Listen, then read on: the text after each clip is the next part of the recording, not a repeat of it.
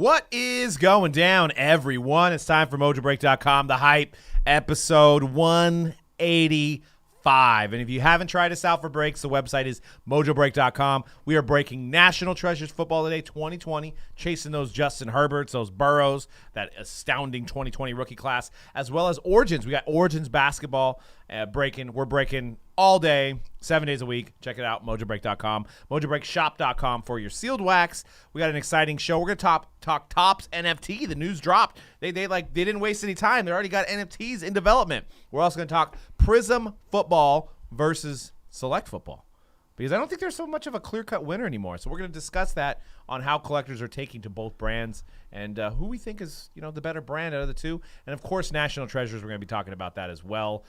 Dan, what's going down? Oh, we're just running late, as always. There's a lot of, I got back from makeup a little late, and, I was trying to get ready, so. There's a lot of moving parts, man. We got to do mic checks. We got to do camera checks. We got to get everybody situated. There's a lot of moving parts going on here. Right. C-Rad, what's up, dude? What's up, everybody? What's going on? What's going down out there in the collective world? How do you feel about NT today? I mean, weird year, right? I mean, we had like the end of the beginning of the pandemic last year with 19 NT. Now it's 2020, but we're on the heels of like a big rookie class coming up too. So it's like, it's interesting, like all these like moving parts with NT. What are your thoughts? What are your initial thoughts about breaking it today? Scared. Don't be scared. Scared because it is obviously. I expect the cards to be like NT football generally, with more so than NT basketball. Like obviously we're chasing the big rookies, but with NT football, like with way more players to go after, like especially for vets and stuff, it's for me it's a little bit more fun than ripping NT basketball. NT basketball, it really is just about the RPAs, right? But NT football, you can get some like cool vets, just not vet autos, but like with the shields and the more cooler looking patches that football can provide a lot of times compared to basketball. So the out of the gate complaint that we're gonna get, just to get the negativity out of the way, is that there is single color relics in this product. There always has been. Mm-hmm. Yeah. And I understand it's like almost $5,000 a box.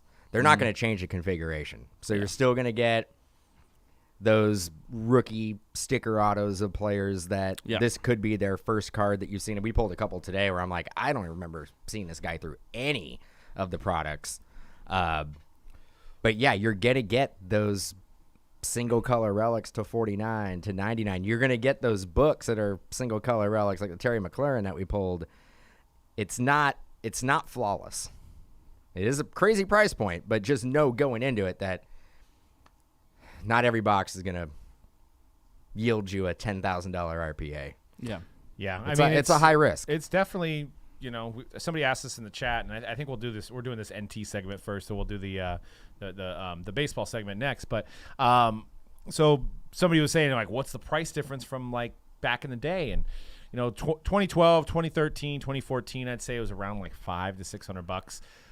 Supply and demand has drove those prices up to $4,500 a box now. So you're looking about 10 times the amount of what it used to be.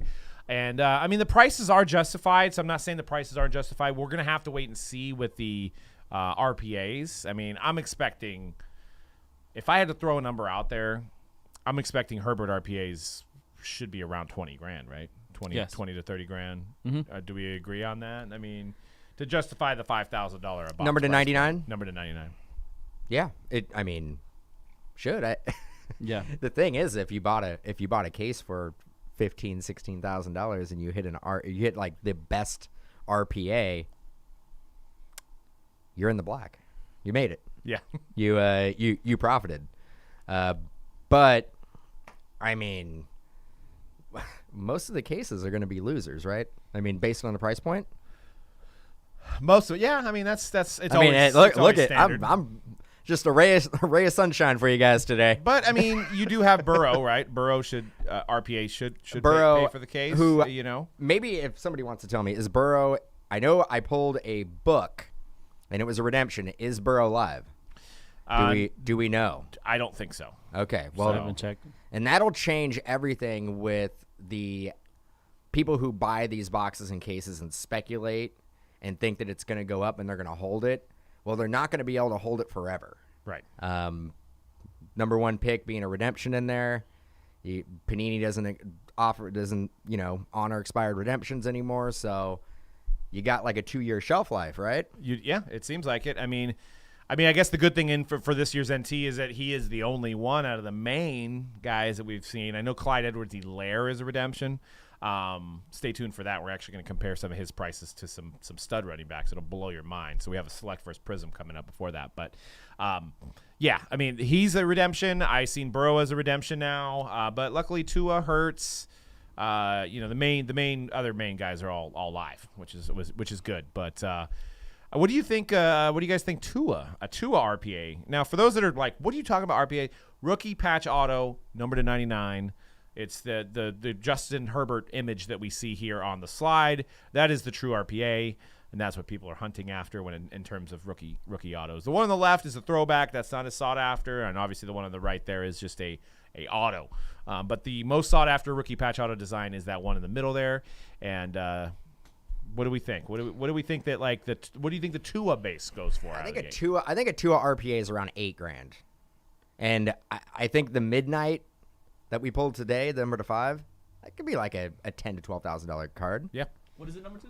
Number to 5. His midnight was number to 5. It was a red. It was a midnight. It was a red. They might have like different variations of the midnight. That is interesting. But it was number 5. I think that's the first year they've done that because it's usually just one number on the midnight. Usually, isn't it numbered to their number? No, it's like to 20 or something before. Yeah, and that was the third RPA in that same box. In the same box? Yeah. Yeah, one box had a Komet RPA, a Tua RPA, and a DJ Dallas. RPA. These are all true, or one of them horizontals? No, the DJ Dallas was the numbered one though. Yeah, it was the green. like the green parallel. So number 2 is jersey number. Yeah. Yep. Okay. And then the Cole Komet was a regular RPA, number to 99, and then the Midnight Black. So that's a good box. yeah, That's a really good box. yeah. They're not all going to be like that. Yeah, and that But same that- case, but that's that a good same one. case had a Jerry Jeudy RPA too, so it was like 4 or 5 in that one. That's pretty loaded. And then the second case had a Patrick Mahomes Super Bowl auto. So I mean, overall, NT Day's been pretty dang good. But for us. no true RPA. no trouble in that. But case. you did pull a Jordan Love patch auto. Yes, not an RPA, but Not an RPA. Was that Petty on card? And yeah, and it there was the Super Bowl, a that foil one.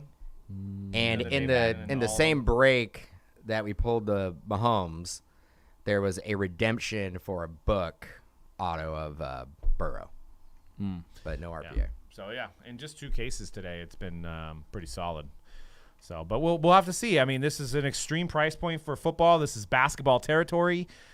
Folks say that football customer. There's not as many football customers as there is basketball customers because it's more of an overseas sport with basketball. So we'll see if this holds up. I mean, obviously on the heels of Select is insane. Select keeps going up. Insane.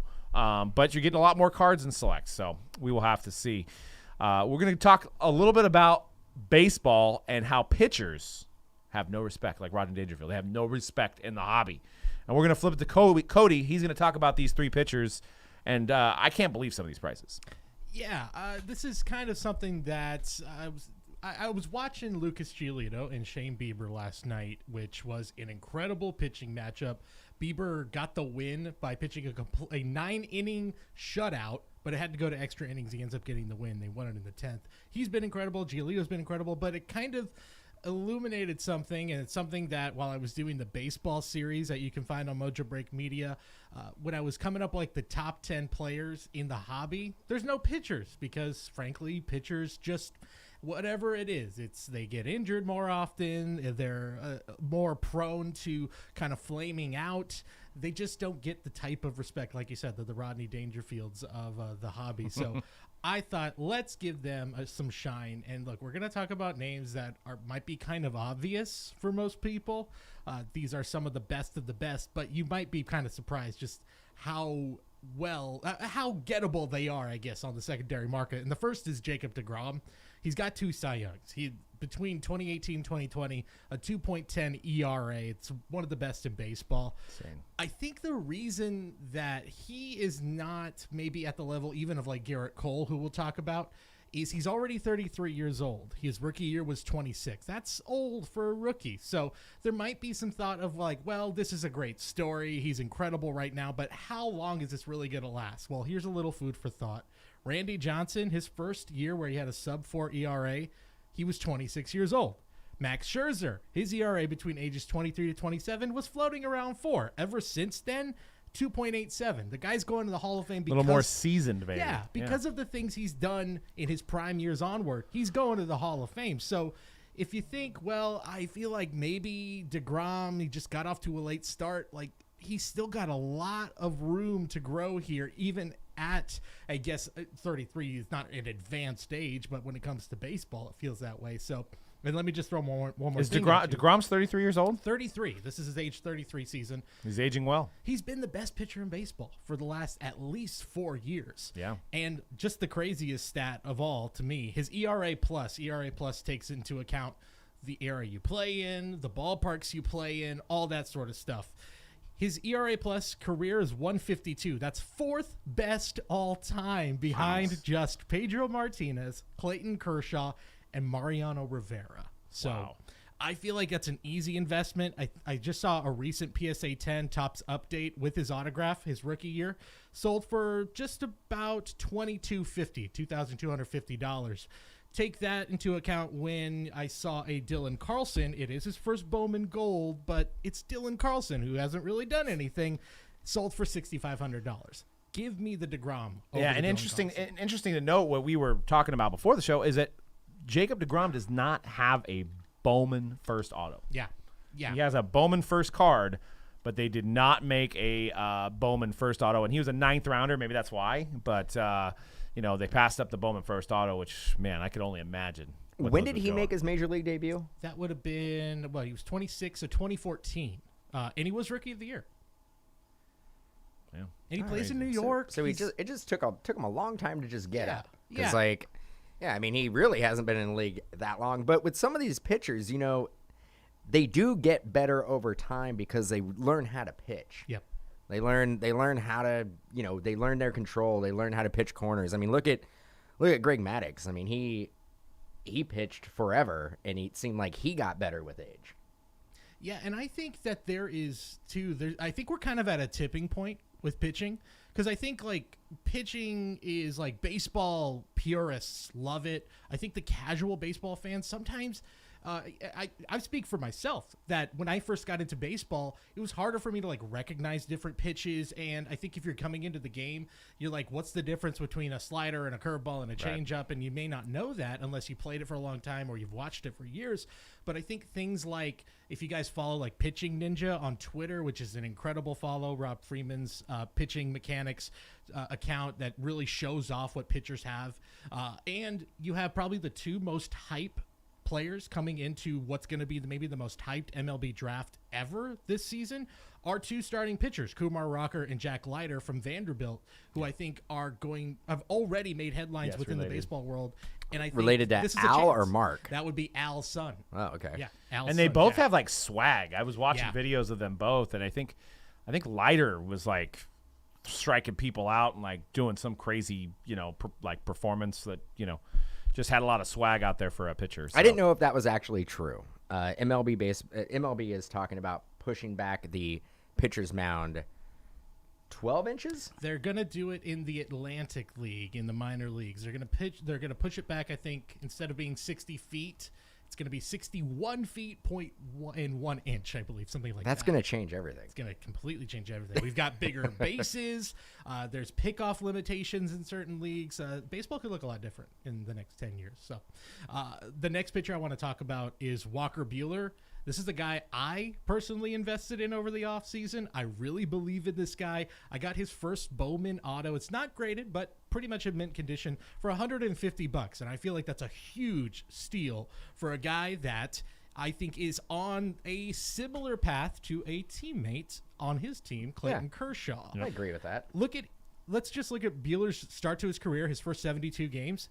25-9, 3.1 ERA, 428 strikeouts, a 131 ERA plus. Kershaw in his first 85 games, 26th and 23, a 3.17 ERA, more strikeouts, 497, and a 126 ERA plus. There's more games, obviously, for Kershaw, but I really feel like Walker Bueller is about to make that jump. He's under team control in LA till 2025. He's still just 26 years old. I think he has a real good shot of having maybe not quite the career of Clayton Kershaw, who does, but I think that's a really good investment going forward. A guy who is going to be possibly on a lot of really good teams and a lot of possibly world championship teams in LA. And he has some postseason experience. Yeah, already got it with those super tight pants. Yeah, everyone was talking about it last postseason. Pretty good postseason experience as well. Yeah, he was solid. He didn't have the Kershaw curse, you know. No. Yeah, he looked very good. He looked very, very good. And then the last one I want to talk about is Garrett Cole, who I think he's probably the one of the three who is sort of respected in the hobby already. I mean, you have 326 strikeouts in a season. I feel like you've earned that respect.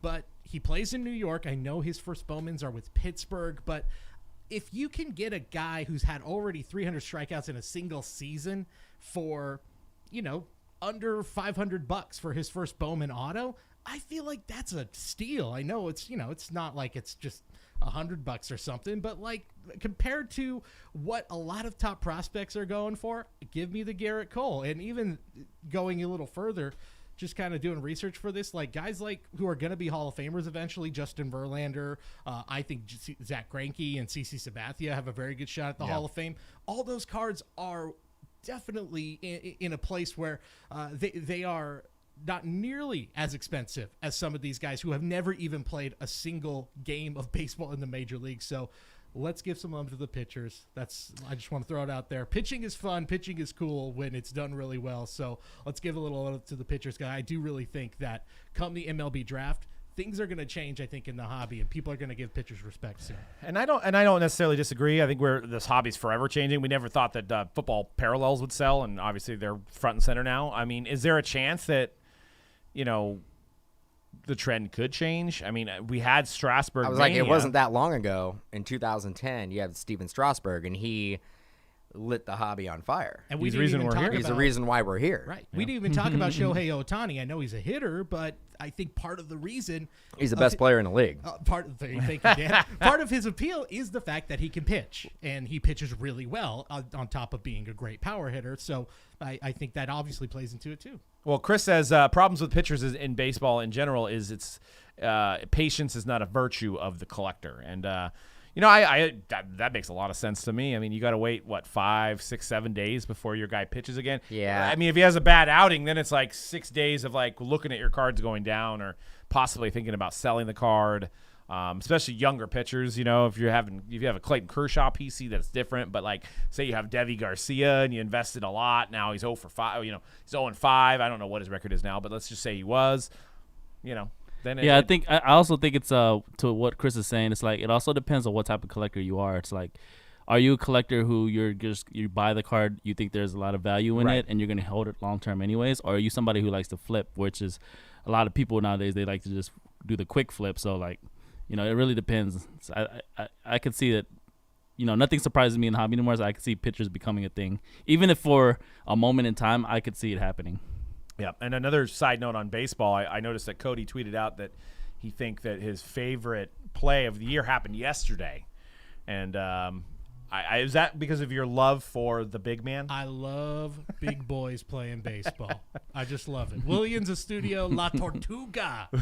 Slide into first base, totally ill-advised. You should never do it, and yet it was a thing of beauty. Have you seen that, guys? I haven't seen it. Absolutely wild. He is maybe my favorite baseball player right now. Alejandro Kirk is a close second. I love it. That's why I love baseball. Is that a guy like him can play? Top story: uniquely shaped ball player. Bruh. That's such a nice way to say that. Shaped ball player. If I could bring this up, I'm not fat. I'm just uniquely shaped. Is what I tell everybody. What is happening? I mean, so you love the panda. Big fan of the Always panda. let the panda eat. Absolutely. Let panda eat. He basically, I'm not finding a video here, but it was a high throw at first. He recognized that, slid underneath the dude. He was running down the first base line, Yes. Okay. Yeah, and the throw came in a little high. Trying to beat out an infield hit. Yep. I like it. Yep. And that could have gone so wrong in so many ways. Imagine that player just falling right on his head, and it's got this. It just could have gone terribly wrong. But I just gotta love him. I just love him. So was much. he was safe then? I'm assuming He was safe. He was Nice. safe. Yeah, it was a beast move. I mean, I won't deny it might be the greatest play of the year so far, but I don't know if it'll hold up an entire year. So here it is. Yeah. So we're watching it on. It was a play at first base, gentlemen. Relax. Yeah. Watch. Check this out. Check this out. Check it out. Under him. That was some Matrix stuff right there. I think that was luck. He does he does have that panda vibe to him. That was. Dude, look how fast he moved down the line. He does. Oh, he does the. I'm gonna hold the bat all the way down the. Yeah, he actually might have been faster if he didn't hold the bat down the line. Plus, he's got the little ponytail too that kind of flaps in the right wind. underneath. Just everything about it, man. I just love He him. didn't try to slide underneath the tag. He just. Do you think he just fell? No, I don't think he fell. I think he slid. Just like, what am I gonna do? Get down. Got to do. So yeah, I saw that on Twitter and I had to watch that video and it was pretty amazing. That the wherewithal to know how to slide right there. I mean, because I would put money that he's never slid into first in his entire life, and he did it right there. So I think you're told if you played any baseball, you're told yeah, not to you do don't. that. You don't do that. You definitely don't do that. So we had another release today. It's Origins basketball, and we ripped the cases. Pretty nice stuff. LaMelo, a redemption again. So I think that pretty much all year long, Modelo. That's what I need right now. Modelo ball. We don't drink no Modelo. Now, There you go. Modelo ball. Mellow ball, a redemption again in Origins. So I think that pretty much, in every actually NBA uniform release this year, he's been a redemption. He was live, I think, only in the collegiate stuff. Am I correct? Yep, Right. even in Flawless. Well, flawless regular, he has to be live, right? They don't have redemptions in it. Or he doesn't make the set. I'm hopeful. I mean, I have relayed my fears to collectors on our stream about LaMelo, about the possible if he's going to sign or not. But I'm hopeful that, with the obviously he injured. I don't know did he injure his writing hand. I don't know if his writing hand or his not writing hand. Yeah, that's a good point. I'm hoping that because he has some time, he's sitting down now and rehabbing. Like he'll have some time to bust through some of the redemptions that he's been in for the last. I just hope, because we know how LeVar Ball is.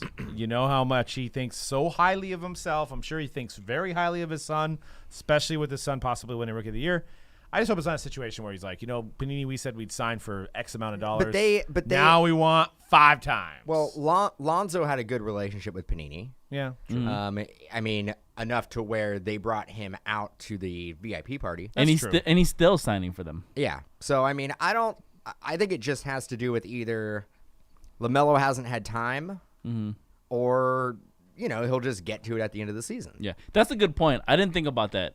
So Lonzo was good about signing his autographs, and he still signs for his autographs. And he was at the VIP party. Yeah. Yeah. So I'm thinking, a lot of it. A little bit more hopeful. I also explained to people that because of the pandemic, we didn't get an NBA rookie premiere event, which is where most of these kids are signing a large majority of the first 6 months of products. Yep. So we didn't get that. So that's and then people were like, but every other kid signed, but LaMelo's a top guy. You know what I mean? He's probably gonna be a little bit more busier than Theo Maledon on the Thunder. So right. And one of my biggest pet peeves that I wish Panini would change, but I understand why they do it, is to show the mock-up like we see here with the Zion and have a rookie card logo, because they made the mock-ups to show the design, and maybe they didn't have images of the new players yet, so they show the images of the old players, but then I think it's just super confusing. It confuses a lot. I get that question a lot in the chat room. Yeah, I'd rather have just a silhouette. Sometimes tops on Bowman, they do player, and it's a silhouette of a guy blacked out and shows this makes you think we're doing another year of Zion rookie autos, because it's got the rookie, but they do it just as a mock-up because they don't have images of Theo Maledon or Anthony Edwards yet. But it's super confusing. And when I'm putting up breaks, I'm looking for images, and I see these images, and I'm like, I can't even use these because people are gonna think that there's Zion. They can possibly get Zion rookies if they buy the Pelicans. Exactly. So they're like, oh, I'll buy, or if you do with football, it's a Kyler Murray. I'm like, if you go on Twitter, and anytime Panini will say, here's the sell sheet for this upcoming release. Like, look at it, check out the mock-ups, and you see that comment every single time. Why does Kyler Murray have a rookie auto in a 2020 product? Why does Zion have a rookie auto in 2021 product? Like clockwork every time. Let's just not do it. Can we just not do it? Is that possible to Panini just to put it'd be easier? You wouldn't have to Photoshop Zion on that card. Let's just stop. But to break down Origins, it's 12 box case, two hits per box, one guaranteed rookie autograph, whether it be a rookie autograph patch or a rookie autograph card. And you're seeing some vets. I think Dan pulled an Oscar Robertson auto today. So I did. You got some vets in there, and obviously the star-studded rookie class with Mello, Edwards, Wiseman, even though 2 of the big 3 have gotten hurt for the year. But we still got that hype. I think we've seen enough that people and collectors are still going after these guys. So check out some more Origins today. We got through 16-17. Yeah, exactly. Exactly. There was no nobody. Vince. Now it's probably arguably and the nobody. best. 16-17 class, arguably the best now. Yeah, it's one of the better draft classes. I mean, all around you got Jamal. I mean, Jamal Murray's hurt now, but Jamal Murray, Siakam, Simmons, Ingram, a couple more I'm forgetting. Yep. So. NFT. I feel like we've been talking about NFT every week, and we're going to talk about it some more. It's Topps. You know, we announced, we talked about it last week that Topps basically got bought out. They're going into the digital realm. Well, they wasted no time. They are releasing the NFT digital collectibles of Series 1 on April 20th, 420. Oh, boy. So, toke up and get some digital packs. Yo. I don't know. I haven't read anything about this, but this is going to be 420 is hot, not a thing anymore, right? Weed's legal, so you can't really have a day to celebrate it. No, it's like Christmas. It's like Christmas? Okay. Okay, so get in front of your computer, get your bong out, and buy some NFTs. Do we think this is going to mirror Top Shot, where it's going to be when the buying of the packs process? Is it going to be where like you just don't get one? Well, like, Doug, let me tell you something. I have no idea. I think it's gonna be tough. I was talking to my friend who's still he just got into Top Shot like a few weeks ago, 3 weeks to a month ago. And he recognizes that the market has dropped like crazy right on Top Shot. The market's correcting itself over there. But he's still interested in it. He still gets in queue to buy packs, and he still doesn't get them. So then there's still a crazy demand for it if he just wants some and he's not able to just buy at least one pack.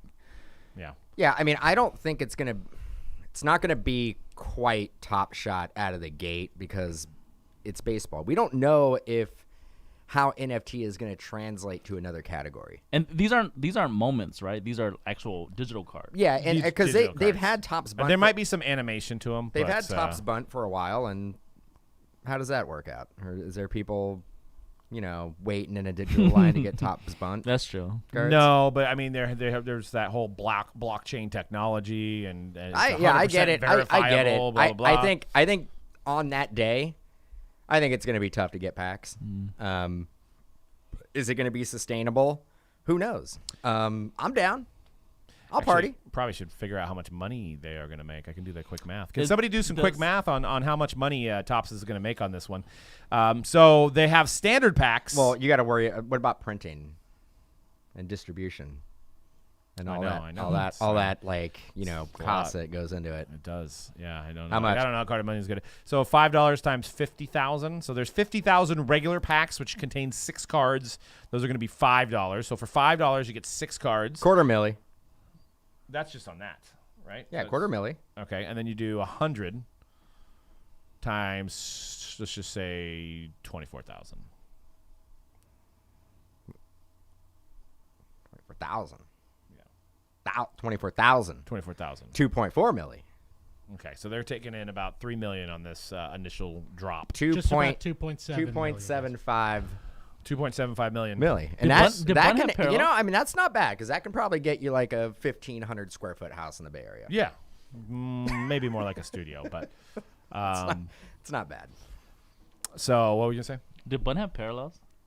Yeah, I believe it did because I remember people selling autos and stuff like that. Now I looked at that, and obviously the price per pack for the standard packs jumps out at you as a really good deal, but the premium packs are where you're going to have an opportunity to get some of the ultra rare parallels. If you actually look at the odds, yes, there's a lot of of the really rare parallels that you don't Only even are have a in chance to get in the standard pack. So I know it's $100, but you're getting 56 cards, right? And a chance at like one-on-ones, which I don't think you get a chance at in the standard packs. Yeah, it looks like 80% of the cards of the standard packs are going to be commons. So you got to figure you're getting 5 base cards and 1 possible. What a non-common. world. And then Crazy, bro. What a world. it's only 59% of the premium packs. So the premium packs carry 45 cards, Oh, I thought it was 56. 45? 45 cards. So, but you're only 59% of getting a common. That means that on average, 15 to 20 of your cards are not going to be common in the premium pack. So then you have the legendary exclusives, the epic exclusives, and I went on the website, and you can too. It's under Tops, on.wax.io/TopsMLB. Are they going to allow people to trade or sell Yes. sealed packs? I don't know about sealed packs, but they are going to definitely, trading in the No, cards. I get that, but I'm like, what if you can just buy, 5-6 packs, hold on to them, and then sell them on the platform? That would be the way to do it. I mean, I have great ideas. Yeah. So the epic. So actually, from what I could tell, you can go on there. The numbered cards are only going to be in the premium because the numbered cards are epic exclusive. Those are numbered to 70. I love that. I love the animated borders. The borders look animated. Epic exclusive is numbered to 76, and the legendary exclusive, there's only 1. It's a 1-on-1. Those are only going to be available. The numbered versions are only going to be available in the premium. So 0.04% chance. yes. So you're telling me? So you're telling me there's a I chance. don't like my odds, bro. But here's also the thing. They actually, if you read between the lines on all these numbers, right? Mm-hmm. Standard packs they just keep making them. Correct? Because they are not numbered. The premium packs run out, they might be gone. Yes. But the standard, since there's no numbered standard pack cards, they can just reprint more of them. Yeah. So if this is hyped up, then they could just make more of these. So Collect it them all. seems like the premium might be the way to go, at least initially. We'll have to see how this unfolds. But Do we think anybody? I mean, the bots are probably getting their programs on right now, right? possibly, yeah. I bet bots at least take a chance on the first release and swoop up all of the premium. Yeah, it's probably going to be gone in an instant, which is just going to be crazy. I still don't know I still don't know what I think of it. It's a thin air. It's in thin air. We're just buying air at this point because there's just nothing tangible, and I have a problem with that still. I'm not over that fact. It may take me some time to get over that. I understand it's fun. It's going to be a pack opening experience, which the gambler side of me likes. I like the fact that I can maybe hit a 1-on-1 and I can go through my packs, and that's exciting. But having the tangible aspect afterwards that's not there kind of sucks. I can't show it off. I can't flex my 101 because I could just take a picture of a 101. But you have the ownership of that 101. You have the blockchain. I guess you could show it to the people on your app on your phone. Be like, look, check me out, bro. I got a 101. Yeah, but that's not. We were just having this conversation the other day. That's kind of weak. Like how I could actually just how you That's how somebody walks off with your phone. yeah you know how people would flex and they'd have those fake bank receipts that would say I had $5 million in my bank account. Like, hey girl, here's my phone number. And you could literally fake these NFTs and be like, I've got all the 101s. Just take pictures. Yeah. And be like, look at all these 101s, right? I got all the 101s. I want to know how I can get into the grading NFT market. Oh God. Yeah. I think you just broke the internet right there. I think You're all those stars, they don't spin the right way on that one. That's a 9. PSA is already on it, bro. That's what they're just taking this time to do. Jeez, that's crazy. been working on it for a while. No, I'm trying to think how that would actually work. And it's backed up by so if you're familiar with Top Shot, they are backed up by Dapper. It is Dapper too. No, this isn't Dapper. This is Oh, Wax. okay. Wax. Okay. Which actually .io. which goes really well with 420. You got Wax on 420. Yep. So you can get really super high on the Topps Wax here. And but you got to create a wallet, I guess, and that's what makes it 100% verifiable. in the cloud, and blockchain ensures your collectible is verifiable and authentic, blah, blah, blah. So that's... Man, you know, I remember having this conversation like 10 years ago, and we were like, man, digital cards are just never going to fly. Well, We're here. we have no idea what we're talking about. We're here. Yeah. Is this going to be the thing? I know you love physical cards, but this could be it. Well, and you... That's what we are. But you know what? You were on to something when you were saying, and I love Amazon Prime, and I love DoorDash, but the immediacy of getting something is what is at play here. People can't wait for C-Rad, myself, or Dan to open up their break. They got to get it right now. They can't wait for shipping. They can't wait for the cards to arrive at their house. They want it now. They want to flip it now. They have to have it now, and that's what this plays to. Is it the immediacy of you buying something on your phone, you having it, your availability to sell, and that's where we're at. Companies like Amazon Prime have turned us into this society. And about Zed NFT horse racing. Sounds fun. I know about it. I don't. I haven't tried getting into it. It looks super addicting. It looks like a great time. You breed horses and then you race them. Mm-hmm. I've seen people talk about it. I have a feeling that I'd be late to the party now. No, man, it's never late. It's pretty. I think it might be late, but I think it's super cool. I think it's cool. I'll tell you what, bro.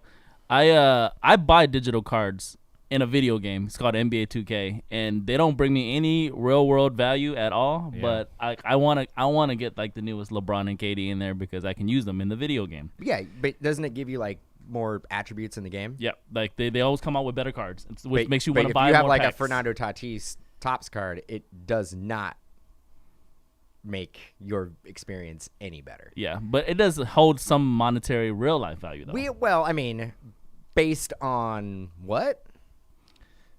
People. Yeah. Like yeah. Like I said, I might get there. New nickname for Dan, Dino Dan. It's your new nickname. I think Dan's heard that one already. Max says, "Let me slab that NFT. We'll do it. We'll do it up. We'll get a grading service going." Well, let's jump into the next segment, last segment of the show. It is Select. Well, it's a kind of a whole football segment all in one. Select Football, which just came out, versus Prizm Football. And I wanted to get your thoughts. What do you think C-Rad collectors would rather have? Probably Select. That's my initial thought, too. I feel like probably Select. whoa. What? I am a Prizm guy. What happened? So am I. If we're talking What about happened? my opinion, like which one I like more, I like Prizm more. I have always liked Prizm more. We're talking only in terms of football. But I think the collector, the general football collector, has always, and still, they prefer Select a little bit more. Even before, when Prizm wasn't popular, Select was popular. Remember? Yep. Yep. Prizm, man, that's your daddy's rookie card. Yeah, I prefer Prizm. I prefer the OG because it's like it is the branch off of Chrome, right? It's what it was supposed. It was But meant. Select it was has everything, man. It's got jumbo patches. It's got patch autos. It's got legends. It's got vets. It's got zebras. It's got everything. Yeah, it's as a product, it is more loaded in terms of giving you like the low number, like the nice golds and greens and black prisms. Like it gives you that way more often than Prizm does, right?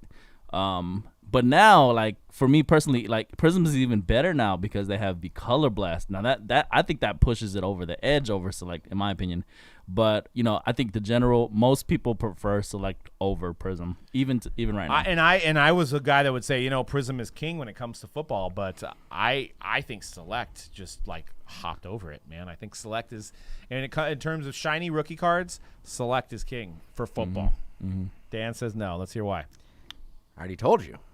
Prizm. That's your daddy's rookie right there. It's old school. Barely. It's old school.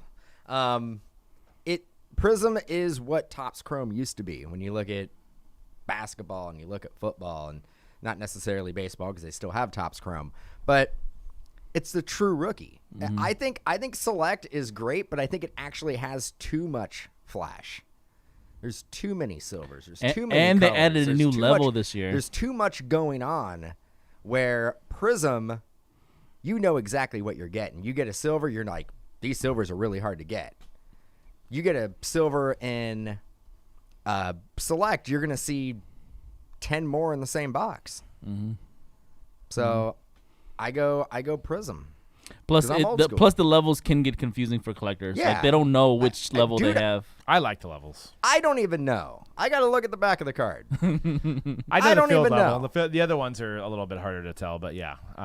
The left side there is the field level too. Field level, which is the one you want if you're a football collector. That's the one you want. The one that you see on the left side. That's the field level. The fourth level, it's the hardest one to get out of all the 4 levels.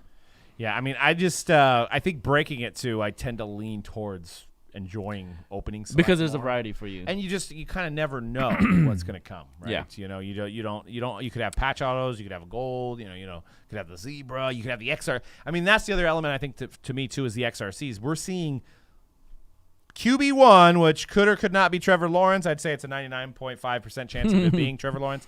We're seeing those go for like $2,000. I mean, that's insane. So that's another element. That's like, awesome. You got 2 rookie classes in a sense combined, especially when you have a clear cut number 1 like we have this year. We know it's probably Trevor Lawrence. Yeah. So people that are wanting to collect Trevor Lawrence, maybe Jaguar His fans, first Prizm card, technically, right? are they're scooping those up, and I think that's a difference maker. So we're gonna look at some of the prices. Well, you guys are new school. I'm old school. You're old school. So we had a recent Tua red, white, and blue, which I believe is numbered to 199 on that one. The club level is numbered to 99. Any other level is 199. Gotcha. And there we go with that whole confusing thing again. Like, why? Why do that? Yeah. So every tricolor is 199 except the club level. Except for the club level. Yeah. Cool. Yeah. Cool. Yeah. Yeah, keep on buying that Select. Are you confused yet? Do you even know what's going on? Wait, say it again. No. But we know cracked dice, though. That's always 99 on Prizm. So, I mean, here at 2 cards that are numbered to 99, the Prizm almost doubles it. So, not quite there on that parallel. And then you've got Joe Burrow, Select Orange to 49, sold for $1,000, compared to a number to 49 Prizm that sold for $560. That's interesting. So it just kind of depends. Now, is that a new booty price? Maybe. And I think you know what that absolutely has to do with. That has to do with team color. Team color. Okay. I was going to say that, too. I'm like, team color, it's not What do you fair. mean? There's no purple on the Bengals? Alternate jersey. So, obviously they're a Select one out. But double, I don't think a team color card should go. I don't think normally you would think it would be double if it's the same number. Parking lot level. Tailgating level. Tailgating level. Yep. Shout out to I forget who said that in the chat room though. When they said that in the chat room, I was dying on the parking lot level. Yeah. Yeah, I have seen that person say it on IG before. I have seen that inside joke. Let's go move on to the next statement, the next segment. And it's just kind of mind-boggling to me, and it kind of goes along with what we talked about earlier. A pitcher's worth buying. But what about running backs and wide receivers? So we've seen some stuff shake up in this hobby. We've seen wide receivers and running backs go for more than they ever have gone for. But you can kind of look at some legacy stuff. So we're going to compare we're going to compare Jerry Jeudy, which a recent field level tie-dye sold for $159. You compare that to probably one of the top 5, if not the number 1 receiver in the game, DeAndre Hopkins, jersey auto rookie that sold for $150. Why would somebody, and you guys can answer this, and there may not be a right answer, why would somebody pay more for a non-autoed relic or non-autoed card of a guy that's a rookie that didn't really even have a great season compared to a guy that's probably one of the best in the game? Well, that Select may be numbered to like $399. Right. It could be. And we're looking at a tie-dye that's numbered to $25. Right. I mean, it's not exactly apples to apples, but I honestly think I'd rather have the D-Hop long-term than I would rather have just the tie-dye rookie of Jerry Jeudy. What are your thoughts? If I'm a newer collector, I'm probably leaning towards the field level tie dye. Right, it's only numbered 25. Is it 25 or 49? Whatever it is, number 2. It's the hardest level to hit of him, and I'm looking at the D-Hop. Obviously, probably the best in the game right now. But if it's high numbered and it's a sticker auto, I don't know if that's as desirable to me if I'm a newer collector. But yeah, I would probably rather have the D-Hop than the base I feel like card. my statement, and then the next. But I mean, you're talking about D-Hop, a 2013 product. Like, that's a long time ago. I get that. A lot of the newer collectors may not remember. They might not even been born. They might not even know who D-Hop is. I mean, Yeah, that's I don't know. Like, it goes with the basketball collector mentality that I don't care about the autograph. I want the low-numbered rookie parallel. And tie-dye has always been super popular. It has. Well, how do you explain this? You've got a camo auto numbered to 25 of C.D. Lamb for the Cowboys that sold for $1,200. Or you have Hall of Famer Calvin Johnson, Contenders, Gem Mint 10 for $500 more. You went way. It's a Wayback Machine, though. That's 2007. Those new collectors' daddies weren't even born in 2007. That is, whew. I mean, what has C.D. Lamb done I can't to even justify? believe. Was PSA even around to grade that? 2007. I thought PSA man. came out in 2018 Yeah, I think they did. with the Luka year. The or Luka Prizm. year. That was the first year they came out. I mean, but you look at this, and it really speaks to what this show's called, which is called hype. Literally, people are paying for the what could be, but nobody wants to pay for what's been. Like, that's what's established. right. Calvin Johnson is What's going to be the greatest in the generation, probably in the last 20 years. He's in the top 5, if not number 1. He's one of the greatest receivers that we've seen over the last 20 years. Will C.D. Lamb even be in the top 100? I would bet no. I would say he would not even be in the top 100 right now because there's always new guys coming in, but people are paying more for guys that haven't done anything than guys that are established. It doesn't make sense to me. It doesn't make sense to me at all. And then you go to Yeah, that one I don't get. I would rather have the Calvin Johnson. Yeah, and then you go to this Clyde Edwards-Helaire gold auto that sold for. I mean, it was best offer. Maybe it was a really good offer.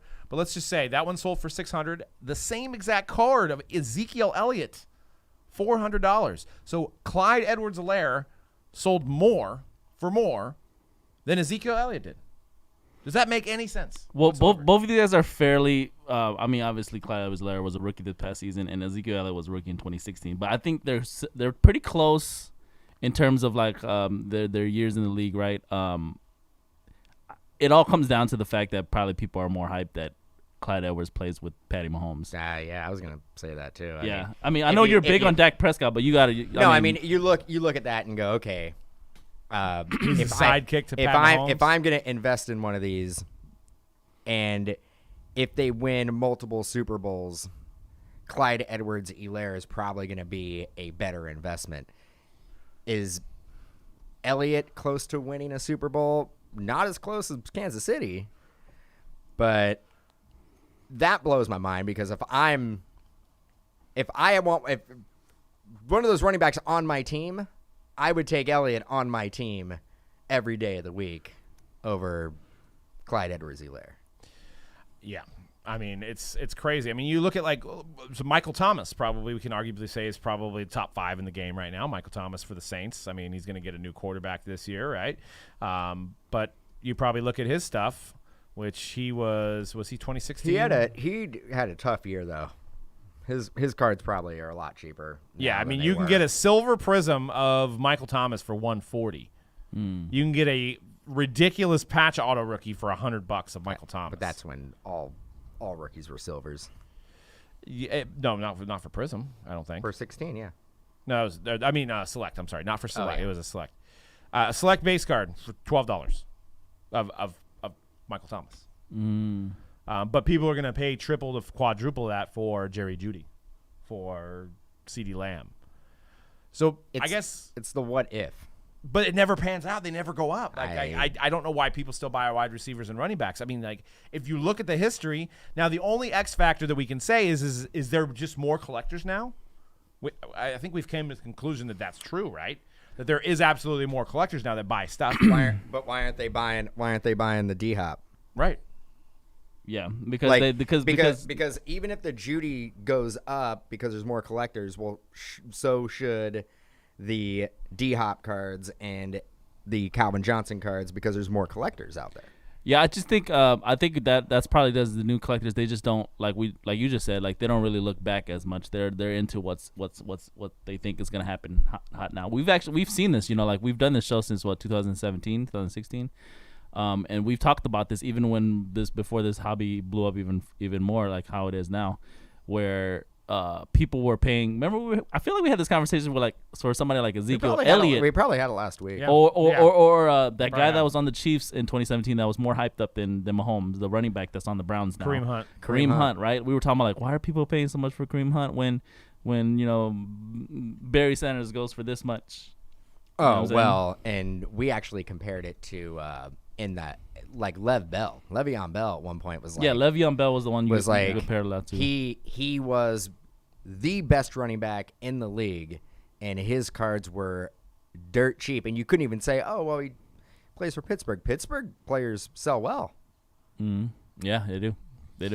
Here's going to be an astounding stat. Keep talking about that. I'm going to bring this up here. I want to actually compare because we've Contenders just came out. We can kind of compare older data with Contenders. So I want to see what a Clyde Edwards-Helaire Contenders auto sells for.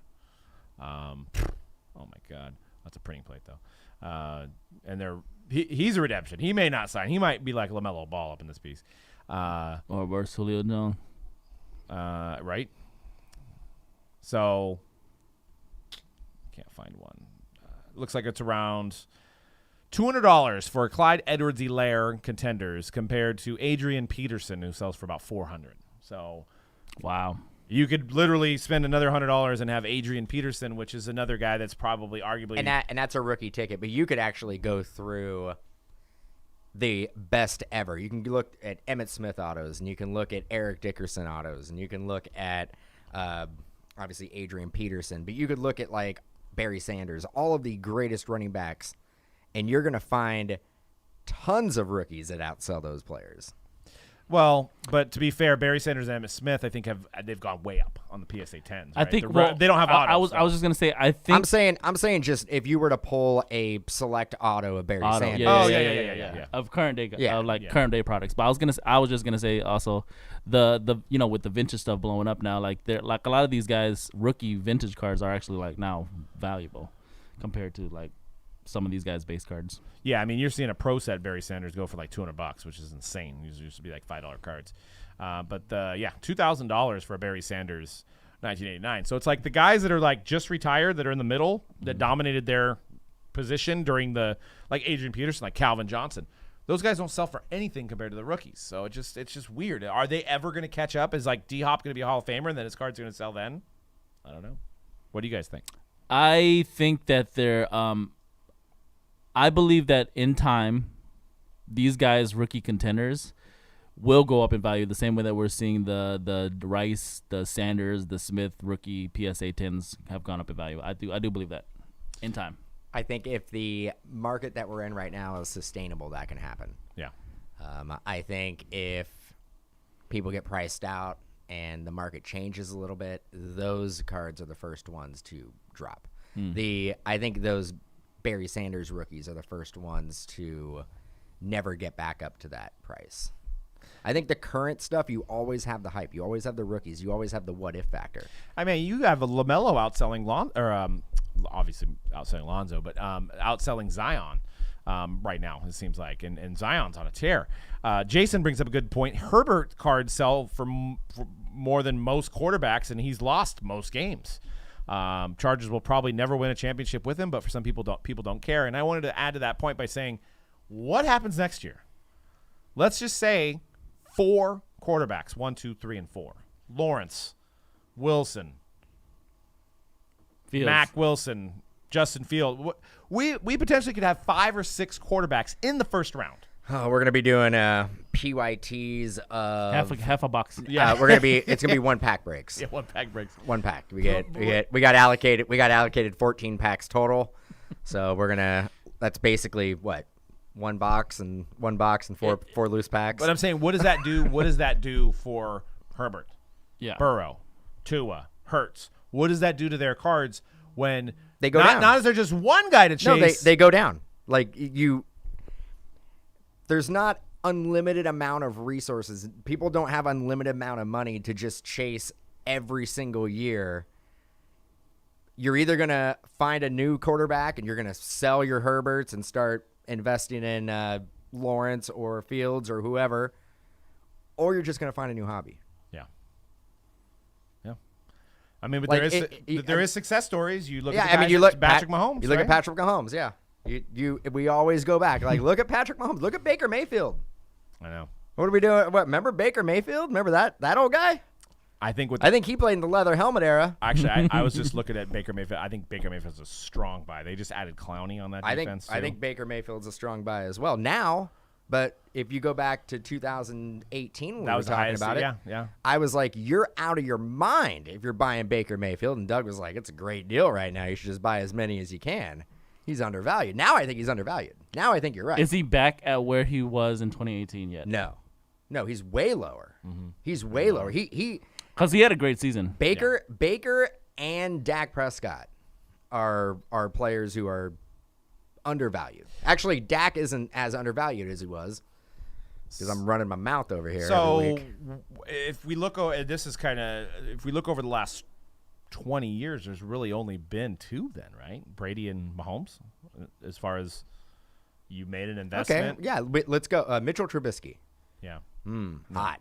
He had that 1 week where he had 5 touchdowns. He was outselling every rookie quarterback out of that draft. I remember that. I remember it was like we were breaking contenders, and people were like, I want the Bears. Yeah. You had Deshaun Watson.